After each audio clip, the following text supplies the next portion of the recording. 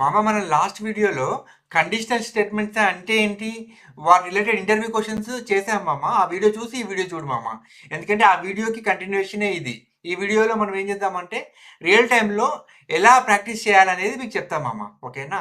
మనము simple if else statement ఎలా రాయాలి, అసలు అది ఎలా వర్క్ అవుతుంది, దానిలో ఏమేమి ఉంటాయి అనేది క్లియర్గా నీకు అర్థమయ్యేలాగా చెప్తాం ఓకేనా. ఇక్కడ లెఫ్ట్ సైడ్లో కోడ్ పెట్టాను నువ్వు కోడ్ కాపీ పేస్ట్ చేయి, సేమ్ టు సేమ్ నీకు సేమ్ టు సేమ్ వర్క్ అవుతుంది ఏం లేదు ఇక్కడ సింపుల్గా ఇక్కడ లెట్ ఏజ్ ఈక్వల్ టు 18 అని డిక్లేర్ చేశాను అంటే ఏంటి, ఇక్కడ అసైన్మెంట్ ఆపరేటర్ యూజ్ చేసి ఏజ్లో 18 అనే నెంబర్ని సేవ్ చేశా ఓకేనా. ఇప్పుడు నేను కింద ఏం రాశాను, age greater than or equal to 18 అని రాశాను ఓకేనా. నువ్వు చెప్పు ఇది ట్రూ అవుతుందా ఫాల్స్ అవుతుందా ఓకేనా. ఒకవేళ ట్రూ అయితే ఏం చేయాలి, ఎలిజిబుల్ టు ఓట్ అని చెప్పి ప్రింట్ చేయాలని అనుకున్నామమ్మా. ఒకవేళ అవ్వలేదు అనుకో ఎల్స్ కేసులోకి వెళ్ళాలి కదా.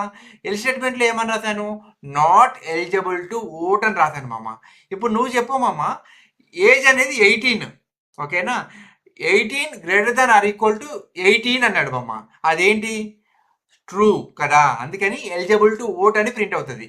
చూడు రైట్ సైడ్లో పెట్టాను, అవునా కదా, క్లియర్ కదా నీకు అర్థమైందని అనుకుంటున్నా.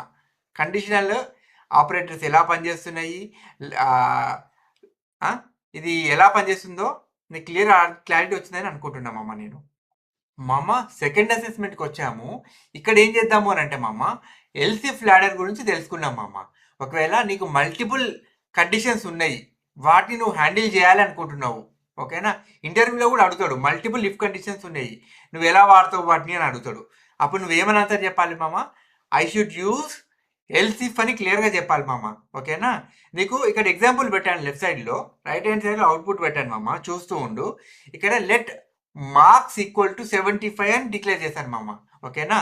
ఇక్కడ నేను కండిషన్స్ ఏమేమి పెట్టాను చూడు marks greater than or equal to 90, elif marks greater than or equal to 60, else అని చెప్పి 3 బ్లాకులు డిక్లేర్ చేశాను ఇది గ్రేడ్ ఏ అనేది greater than or equal to 90 అయితే మనము 90 కంటే ఎక్కువ ఉంటే గ్రేడ్ ఏ ఇద్దాం అనుకున్నామమ్మా ఓకేనా.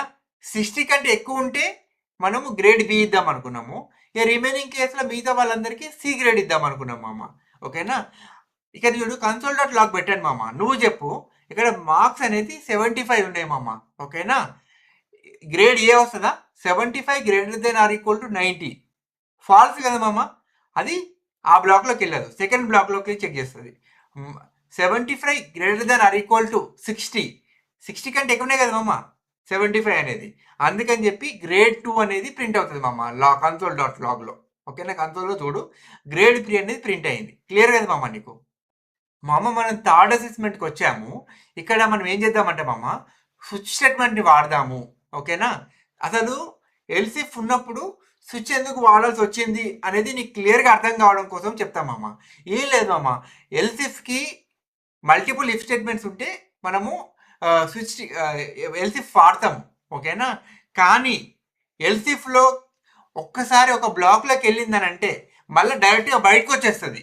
కానీ స్విచ్ స్టేట్మెంట్ అలా కాదు నువ్వు బ్రేక్ స్టేట్మెంట్ ఇస్తేనే అది ఆ కేస్ స్టేట్మెంట్ నుంచి బయటకు వస్తుంది, లేకపోతే అది ఆ మల్టిపుల్ కేస్ స్టేట్మెంట్లు ఎగ్జిక్యూట్ చేసుకుంటూ వెళ్ళి అది ఎక్కడైతే లాస్ట్ బ్రేక్ ఉంటుందో అప్పుడే అది బయటకు వస్తుంది అప్పటి వరకు అది ఆ స్విచ్ స్టేట్మెంట్లు అన్ని నెక్స్ట్ ఎగ్జిక్యూట్ చేస్తూ వెళ్తాయి క్లియర్ కదా స్విచ్కి ఎల్సిఫ్కి ఇదే మెయిన్ డిఫరెన్స్ ఓకేనా, క్లియర్ కదా నువ్వు కండిషన్స్ని ఎల్సిఫ్ అని కండిషన్లో రాయవమ్మా.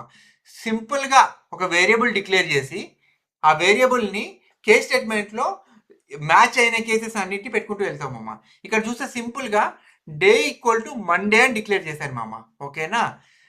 తర్వాత నేను ఏం చేశాను, స్విచ్ ఆఫ్ డే అని ఇచ్చి ఓకేనా, లోపల ఏం చేశాను, curly bracket open and close చేసి కేస్ మండే కోలన్ అని ఇచ్చా. తర్వాత కన్సోల్ డాట్ లాగ్ అని చెప్పి వీక్ ఆఫ్ డే అని చెప్పి ఇచ్చాను. కేస్ ఫ్రైడే, వీకెండ్ కమ్మింగ్ అని చెప్పి ప్రింట్ చేశాను దానికి. తర్వాత బ్రేక్ ఇచ్చా ఓకేనా. డిఫాల్ట్ ఏమి ఇచ్చాను, నార్మల్ డే అని ఇచ్చాను ఓకేనా, క్లియర్ కదా ఇప్పుడు నువ్వు చెప్పు ఇక్కడ డే అనేది మండే ఇచ్చాను ఏమవుతుంది, ఫస్ట్ కేస్ స్టేట్మెంట్ ఏముంది, మండే అని ఉంది. సో మండే లోపలికి వెళ్ళి స్టార్ట్ ఆఫ్ వీక్ అని ప్రింట్ అయింది మామ. ఓకేనా, క్లియర్ కదా మామ? ఇక్కడ నీకు నేను ఎగ్జాంపుల్ నువ్వు ఏం చేయాలంటే మామ, నువ్వు Monday, Tuesday, Wednesday, Friday, Saturday, Sunday వరకు అన్ని ప్రింట్ చేసి నువ్వు ఒక్కొక్క డేకి ఒక్కొక్కటి ఇచ్చి అది ఎలా పనిచేస్తుందో చూడు మామ. ఒకవేళ నువ్వు ప్రాక్టీస్ చేస్తే కనుక నీ కోడ్ ఏదైతే ఉందో ఆ కోడ్ తెచ్చి కమెంట్లో పెట్టి నాకు చెప్పు మామ. నువ్వు ప్రాక్టీస్ చేసినావో లేదో నాకు తెలుస్తుంది. ఓకేనా, క్లియర్ కదా మామ? ఓకేనా.